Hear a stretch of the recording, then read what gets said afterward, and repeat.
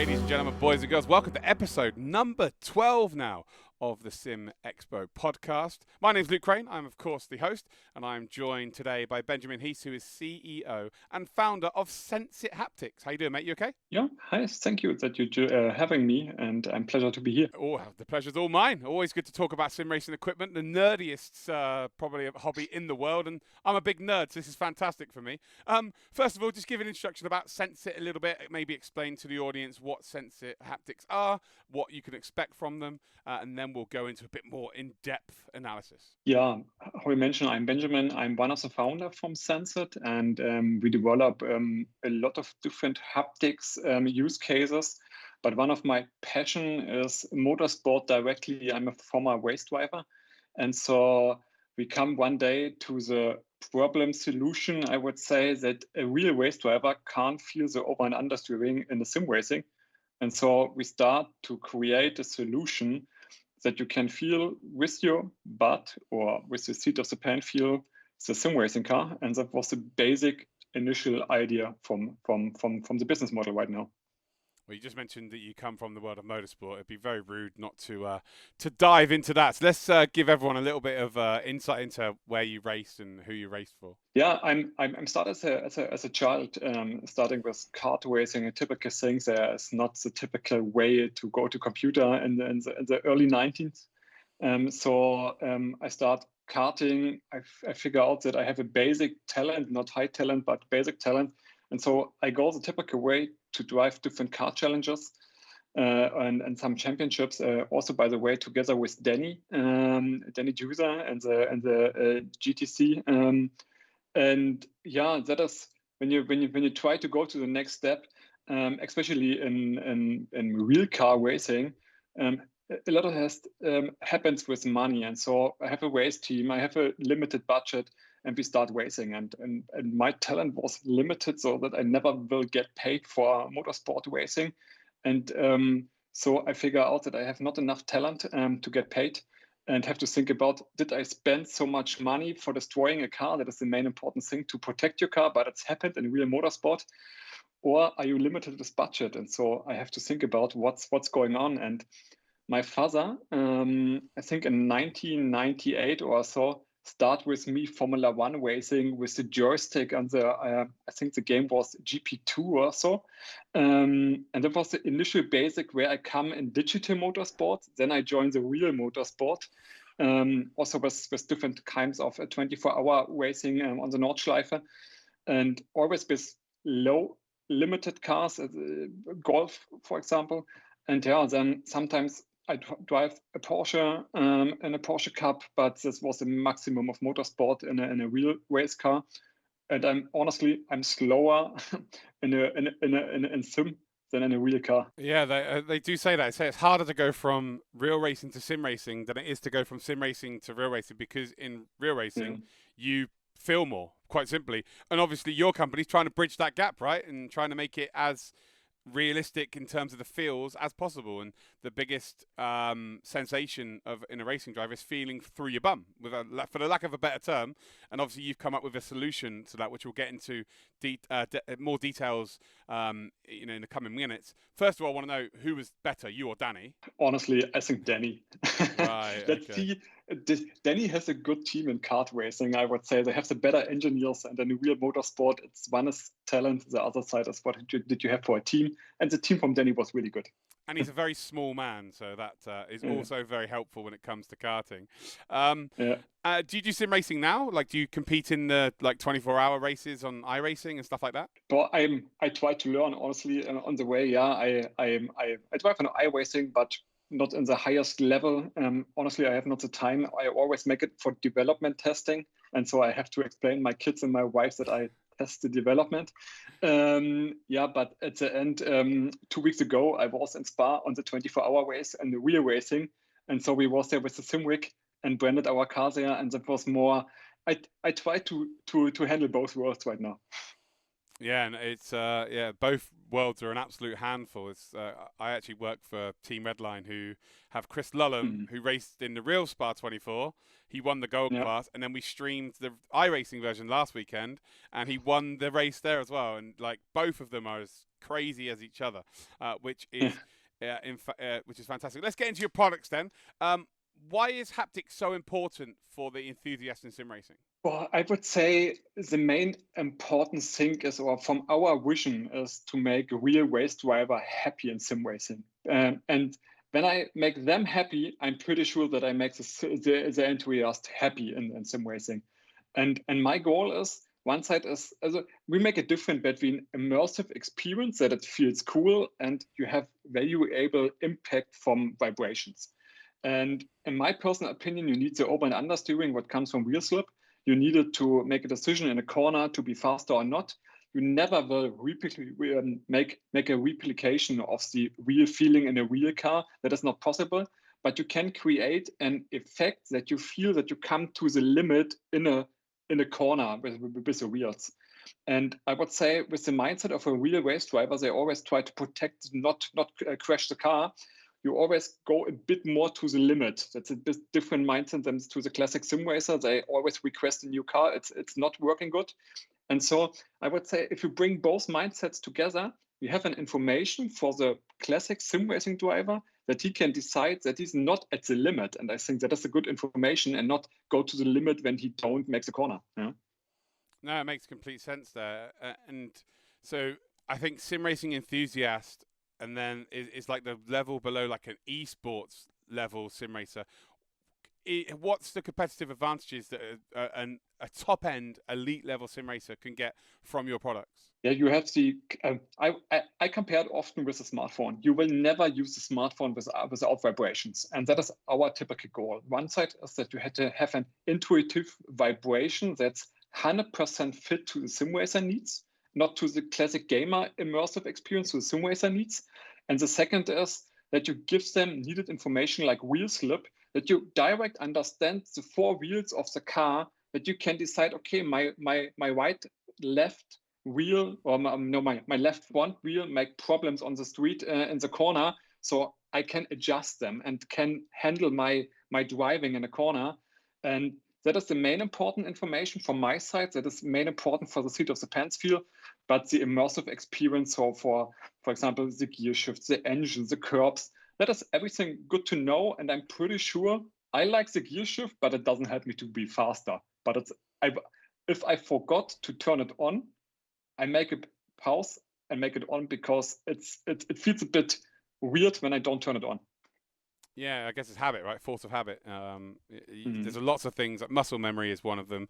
Like you just doing things without thinking most of the time. And if you have a trigger that doesn't go off and you're so used to it, that can really put you off, I would imagine. So what made you decide? Obviously, you've got your karting, you've done a bit of sim racing. What made you decide to go into this game, like to make these amazing bits of equipment for the sim racing community? That was one of our typical random discussions between me and one other shareholder. He's a professional race driver, and they say, I hate to go to my simulator because I'm 5 seconds slower in a simulator than with my car on a Nordschleife. And then could you do something that I understand the car in sim racing? And that was the basic initial thing that I tried to make some prototypes. How could it work? We work really, really long with the community. I think the last 2 SimRacing Expos, we test our product. We try to get feedback and improve with the community the product. And on the other side, we go to the Porsche Cup and to 24 Hours from Spa. We go to Real Race Driver and get also feedback from them, and then mix this information together that we build a valuable product, and really not focus on gamer. It's only focus on the sim racing driver. Huh? And your shareholder, the real race driver, have they improved? Have they managed to find an extra time on the Nordschleife now? That's I guess a big question. Yeah, I would say he won in Spa in his class with the real race car, and he makes the training everything in the simulator. I would say it was a good proof. Let's see with the Nordschleife. Honestly, we never tested if he is faster, but this is the first step what we have to do in the next step. Yeah. No, phenomenal stuff. Let's have a little look then at one of your products here. If I go to the website, so we've got the MTC-P Extreme, the SimRacing Seat Haptics insert as well. Yeah, if you'd like to just talk us through what are the key points of this product, that'd be fantastic. The key point is our embedded technology. They grab the data from the GPU and make an algorithm behind them and bring the information to a vibration. Simple say. I know a lot of DIY guys can do close the same solution but not plug and play. And our goal is to have to the gamers, they hate to make all the setups and make everything, lose the time for driving and making setup. And the goal is to have a standard setup, immersive, competitive, and that they can plug and play and not had losing time in the setup. And for all the DIY guys, we have a solution that they make the custom setups. They can connect it also with SimHub. They don't need to use our cockpit app, but our cockpit app is with 100 hertz, close to 2 times faster than the SimHub solution. And the reason is that we need the faster telemetry data for the haptics, is that you, especially with wheel slip, when you lose your car and the over and understeering, you need faster information. And that is the reason that we built our own cockpit app. And at the end, it's 14 actuators, 4 bus shaker, 8 LRMs. They make the vibration in a really short term. It's less than 5 milliseconds that they make the vibration. Yeah, the earlier you get the information, the more chance of you saving something when you're potentially spinning, right? So getting as close to 0 is the optimum, that's for certain. I'm just seeing here, the power of haptic precision. We've got high resolution 20 kHz or kilohertz, I guess that is, 5 milliseconds for ultra low latency, and then 8 ch for spatial surround. You'll have to explain all of that to me because, that's well above my head. Yeah, the 20 kilohertz, you need it not in every case, but you have different engine feelings. And what we do at the moment is to integrate the different feeling of the engines from the car. A V8 feels another in a real car than a V6, and so and that is the goal behind this with the high frequency. We have an algorithm to bring them down to a tangible frequency. For example, your skin is not able to feel 4 kilohertz. We can make them down so that you have a translation in the frequency, that you can feel these frequencies. That is a pattern what we have on the technology, but this is more for the engine feeling. And the rest, what you mentioned with the low latency, I think that is a really important thing, because some products have around 200 milliseconds delay. And I would say that's okay for gear shift, but it's not okay for wheel slip. Yeah, that is what I really try to take care, that you get so fast as possible this information, that your brain can, in your unconsciousness, make a decision. Yeah. As someone who's very good at spinning a car, this is information I need. I need as much information as possible. We've got like 5 points here that are the main effects of what you can expect from a Sensit kit. So we've got gear shift here, wheel slip, road feel, engine, and ABS. So if you could explain in layman's terms what that all means to someone who might be looking to buy your product, or maybe looking to improve and get as much information and immersion in their sim racing experience. Yeah, I think gear shift is really clear. You get a really big, deep shake in your back. It depends on where you make a setup, but in our pre-setup, it's in the back, so that you push you really hard, that you feel that you shift. The engine, I think it's also clear. You can feel in a different vibration how your engine work. For me, it's really important that it's not overlaying other effects, because it's a problem in this case. But the engine is a no-brainer from my perspective. And ABS, I think the most people know, if you can put it to your brake, do it, please. I would say it belongs to the brake. But if you have not the solution in a brake, you can bring it to the cushion, and then we have 14 actuators, and then the front position in the seat pad. We have the vibration that you can feel the actual ABS feeling in the seat. And if you have it in your brake and in the seat, it's the same vibration, the type of vibration is the same ABS vibration. And whoever feels ABS in a real car knows that it's mainly on a brake, but you also can feel it in the rest of your seat, of the pants feel. And I would say So for me, the main important thing is where we spend a lot of development is in the wheel slip. Wheel slip is so much more than the original name from sim racing. You can feel the TC, you can feel the different types of reactions from the wheel, and I think there's so much behind. And I would say the outcome from the effect is, for example, oversteering. So it's traction loss, it's understeering, it's how your car react in a corner, and that is for me the main important effect. No, 100%. It seems like unbelievable equipment. Like I've been in sim racing for 15 years, and to know that this exists now, like it's something I probably wouldn't have ever imagined many years ago.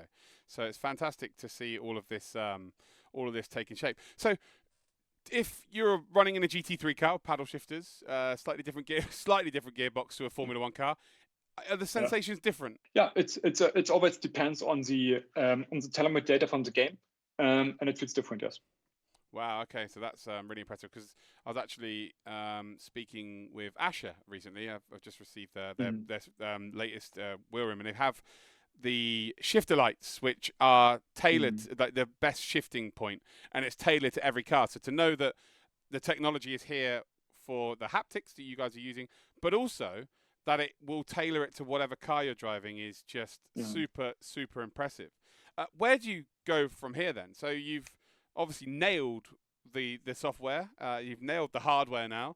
Like where is the future in haptics in general, and what's the future for Sensit? Well, for our future, and then I go to the future for haptics. And for our future is that we onboard more games.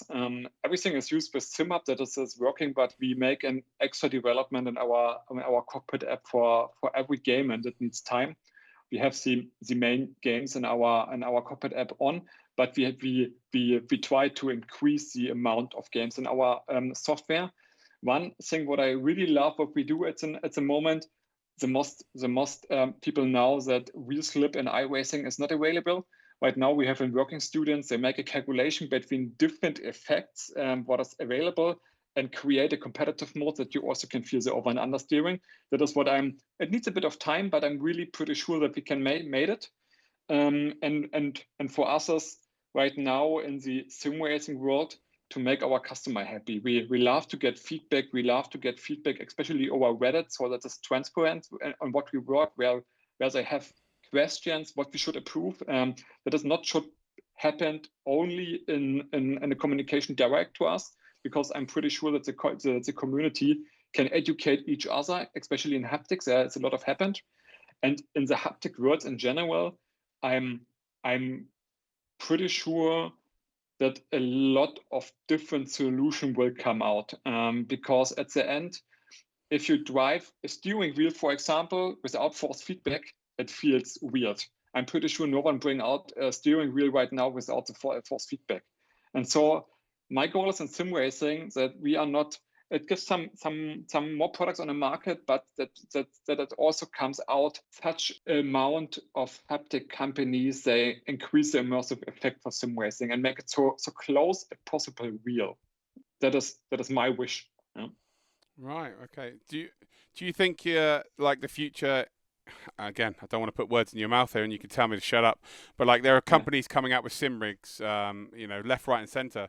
Is there a world where you work with a company and they have all of this with the rig that they buy? You mean D-Box in Motion? I'm pretty sure. I would say our product, we white label our product to different companies like Nitro Concepts. They have our product under the name Nitro Concepts Immersion Metahaptics on the market. And honestly, it's not a secret. It will come out more companies with our product in a white label solution. And I'm pretty sure that it's not in competition with motion, because motion is, in my personal effect, more everything what's happened to G-forces. And for me, we have the tactile information, everything what you can feel, where you need not the G-forces. Yeah? I guess motion's the after effect of movement, whereas the haptics is what's happening now. If I get that's just me trying to be scientific. I have no idea. I have no idea what I'm talking about, guys. So what can we expect for the next sort of 6 months, the end of 2025? Is there anything in particular that we should be looking out for? For us, yes, will come out two major brands that bring out a fitted solution for the seat. We, in best case, we publish it together at the SimRacing Expo. And let's see, you can guess which brands it is, but it's two major brands, yeah. That's really, really exciting news. Right, let's go talk about you a little bit more. What does your sim rig look like at home? I have Sabelt sim rig at home. Sorry? I have a sim rig from Sabelt at home. Okay, what's your wheel, pedals, everything about it? I'm really easy. I have not the best one. And in best case, I have a steering wheel without lights, but at the moment I have someone with Moser. But honestly, I like the GT4 and GT3 steering wheels with so less as possible lights on it. But right now I use someone from Moser with 12 Newton meters. Yeah. Okay, well, look, every steering wheel and every wheelbase is the best if it's yours, right? You got to fight for your own brands. Well, honestly, in motorsport, some mentor guide me, don't bother about the equipment, try the best as possible with the equipment what you have. That is how motorsport happens, and then you have to adjust your driving to the hardware. And in sim racing, I experience that a lot of people try to have the best equipment for their type of driving, and that is maybe with me a different mindset because I learned it in a motorsport. We have not always the most money in kart racing if you compare with other teams, and I have to drive with a not 100% best kart often, and so you learn to drive what you have. No, yeah, it's all about adaptability, right? It's probably the biggest trait from any sim racer or racing driver. Adaptability is absolutely massive. And that's just, in real world motorsport, that would go as far as conditions, right? Temperature conditions, rain potentially coming in, issues with the car not working perfectly, the setup not working perfectly. Whereas in sim racing, there's, it's almost the same, but then it can be equipment, it can be the conditions you in your house, the rig you're using. Like there's so many different parallels, but they're so different. Yeah, but especially when you have a bump or something, your car has a different aerodynamic, or with the kart, you always have the frame that is not 100% in position. You have to hold your steering wheel not in a center position, and you have to deal with this. When you drive a 24-hour race, you can't complain. You have to make it or you give up, and that is how I was trained. No, fair play, mate. Yeah, you've got to have a bit of endurance about yourself as well as being an endurance race. So where can we go and order these products if you want to get yourself involved with it? Well, we have different partners like Nitro Concept at the moment. What's available and everything in Europe. It's mainly the Case King brand, and in the German-speaking area, you have it available at Overclock in UK under the name Nitro Concept. Immersive Metahaptics. You have it available in the US at Podium One. Or you can go to our online shop and buy it there. That's sensithaptics.com. And it depends on you. For us, it's important that you have a good experience. And the name, for me, it doesn't matter, honestly. That's amazing. Again, another company that's just trying to look after their consumers, which is always fantastic. Social media-wise, where can we find your company? Our Instagram, LinkedIn, Twitter, you can go everywhere. And I think Instagram is a typical customer channel. LinkedIn is a typical business channel. Yeah, and then it's also mainly over my personal brand in LinkedIn. Yeah. Perfect. Well, thank you very much for your time. That was nice and fun, and hopefully the audience got as much out of that as possible. Guys, in the comments, please leave your questions below if you have any questions. And if you want to also let us know who you want on the podcast, you can let us know for episode number 13. Benjamin, it's been an absolute pleasure. Thank you, Luke. Thank you for having me. And to you watching at home, hopefully you enjoyed that. See you in the next one. Bye-bye.